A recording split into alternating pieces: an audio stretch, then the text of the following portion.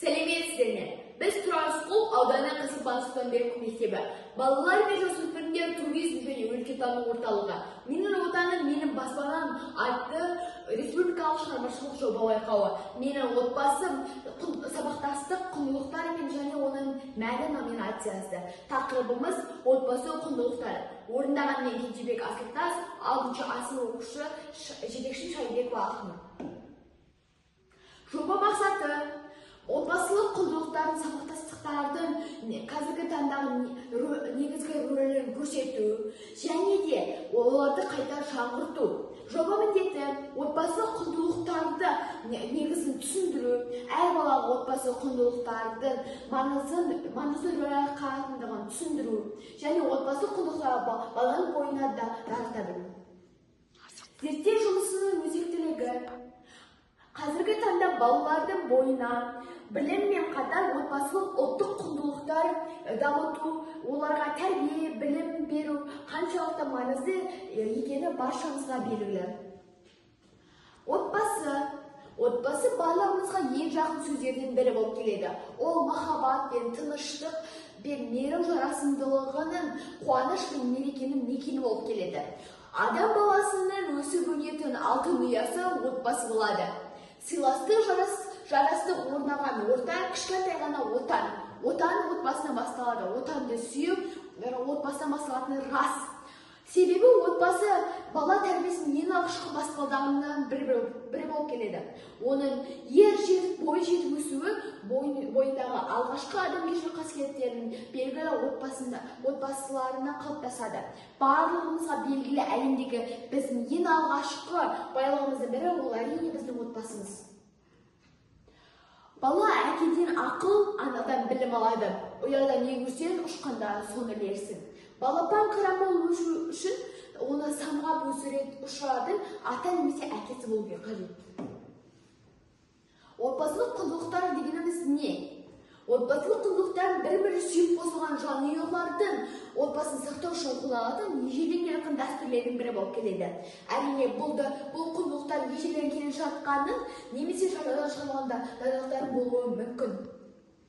Отбасы құндылықтар отбасы мүшелерінің бір-біріне деген сүйіспеншілік, отбасы мүшелерінің бір-біріне деген мейірімділігі, туысқандық бірлік ұғымдарының берік сақтайды. Барлық ағайын, туыс жақындастырады, ұрпақ пен ұрпақ жалғастырушы. Қазіргі кезде көптеген ата-аналар баланың интеллектісін арттыруға басты назарға салады. Сонымен қатар баланың қатысу үйірмелері және оның кітаптары құндылық деп ойлайды. Бірақ бұл құндылық емес.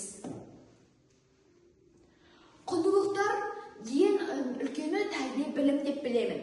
Және де әлемге әйгілі шығыс ғұлама Әл-Фараби атамыз адамға ең бірінші білім емес тәрбие берілу керек. Тәрбиесіз берілген білім адамзаттың қос шауы. Ол келешекте оның барлық өміріне апат әкелуі мүмкін деген екен. Сол себепте бала бойына бірінші білім емес тәрбие беру керек. Және де ұлттық отбасы құндылықтарын бойына сіңіру басты міндеттердің бірі болып келеді. Осы ретте отбасылық құндылықтар әрбір отбасында қолданылатын отбасылық дәстүрлерін жатқызғым келеді. Яғни отбасылық дәстүрлер бүкіл отбасына тыныштық пен мейірімділік сыйлайды. Балалар өздерін жалғыз емес, және отбасы жақсы екенін сезінеді. Кішкентай кезден бастап бала ата-аналардың әдеттерін бойына сіңіреді және оларды бақылайды. Және өмір мен отбасы деген көзқарасын қалыптастырады. Әр отбасының өздерінің дәстүрлері болып келеді. Отбасылық дәстүрлерін нелерге жатқызуға болады? Яғни бірлескен кешкі жиындар, кешкі ас үстінде бір-бірімен жаңалық алмасу, арнайы бір күнді арнап, үстел ойындар ойнау, кинотеатр, немесе саябақ, дүкендерді бірге аралау. Бұл менің отбасым. Және бұл отбасында менің атам, апам, және менің әкем мен анам, және менің бауырларым, 2 сіңілім.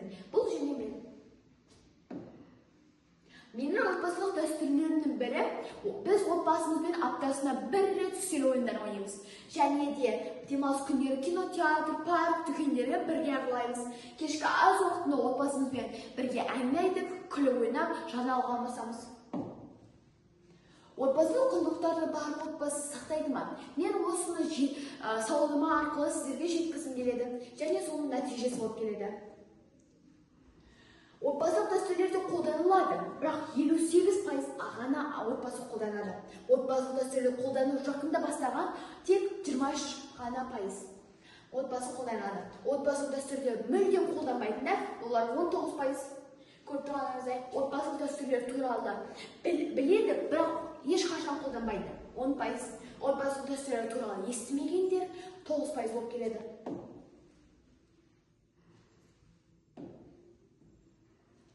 Қорытындылай келе, мен осы қорытынды Ұлы Абай атамыздың сөзімен еткізгім келеді. Яғни Ұлы Абай атамыз былай деген екен: адамның бойына 3 мінез сіңеді: ата-анасынан, құрбысынан және мұғалімнен. Сол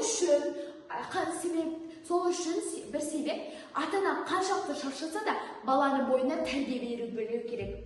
Және отбасындағы жалғасын табатын құндылықтар негіздерін ұмыт қалдырмай жаңғыртатын отбасымызды қадірлей білейік. Назарларыңызға рахмет.